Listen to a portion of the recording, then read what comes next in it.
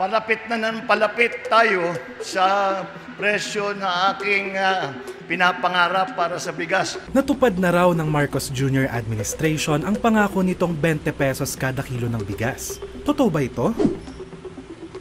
Ang dami pong talagang naghahanap sa amin noon.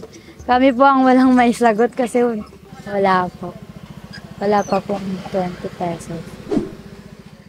Pagpadalaga niya nagpromisa sa produla man nagtupa ang iyang agin promise. Ang presyo sa bugas tamaan kay kataas.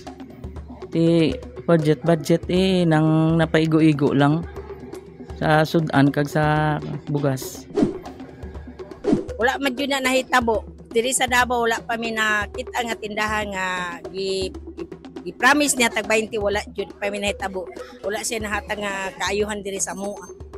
Sa programa ng ekonomiya under Bongbong Marcos, hindi niya talaga kayang ibigay yung 20 pesos na bigas kada kilo. Kasi wala naman siyang binibigay na suporta sa agrikultura, sa lokal na produksyon. Isang malaking gimmick sa bahagi ng presidente para ipamukha na yung ipinangako niya ay meron kahit wala. Pero hindi lang presyo ng bigas ang daing ng mga Pinoy, kundi ang tumataas na presyo ng iba pang bilihin at singil sa kuryente, tubig at pamasahe. Sa katunayan, 6 sa bawat 10 Pilipino ang hindi kontento sa pagtugon ng Marcos Jr. administration sa inflation. Mga pagkain dito is hindi naman ganun nabibili sa murang halaga. Sobrang mahal. Kaya minsan talaga mas pinipili ko na lang na makapasok kahit na hindi ako kumakain sa school. Palito nun sa una, kaya ang 500 mo, halos tinin mo kaya bit-biton. Mas kinlis na diri sa bangkiruan, diri ro dito gatulog para wala ko'y pamasahe.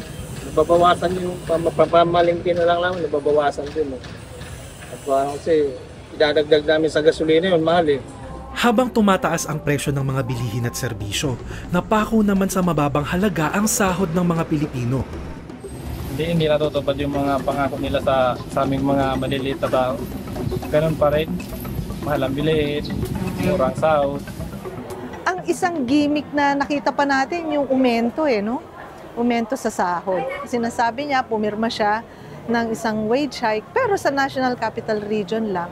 Hindi siya umabot doon sa sinasabi sana nating paghabol sa pagtaas ng presyo ng bilihin. At hindi rin talaga siya hahabol doon sa nakabubuhay na sahod or yung family living wage. Kasi tumataas din po yung mga bilihin. Tapos yung mga bills, mga pangangailangan sa pang-araw-araw. Kaya hindi rin sapat yung 50 pesos. Nagtaas na nga ang bilihin at kakarampot lang ang wage increase pero dinagdagan pa ng mga bagong buwis. So talagang para ka talagang pinipiga, no? Pinipiga ng lubuha ka ng dugo, parang ganon. Wala ka nang wage increase pero yung taxes pa kalakhan ay kukunin sa'yo. Hikahos talaga yung ating mga kababayan sa ganong klaseng paggogobyerno. Sa kabila nito, inaasahang ibibida pa rin ni Pangulong Marcos sa kanyang ika-4 na State of the Nation address ang di umano'y paglago ng ekonomiya. Hiling ng taong bayan na tignan ng gobyerno ang kanilang kalagayan at seryosohin ang pagpapabuti ng kanilang pamumuhay.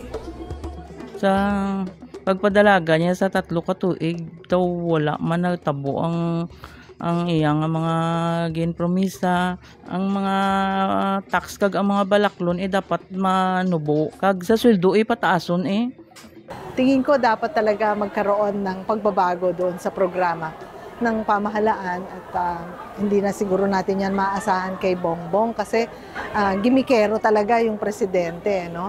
Ang kaya niyang ibigay ay pang-impact, no? Pang-show, pero yung esensya o yung fundamental na solusyon dun sa ating mga kinakaharap, pagtaas ng presyo ng bilihin, kawalan ng trabaho, hindi niya yun nagagawa ng paraan. Ito ang ulat ng Altermedia, kasama ang Mayday Multimedia, Panay Today, Baretang Bicolnon at Davao Today para sa Alab Zona Special.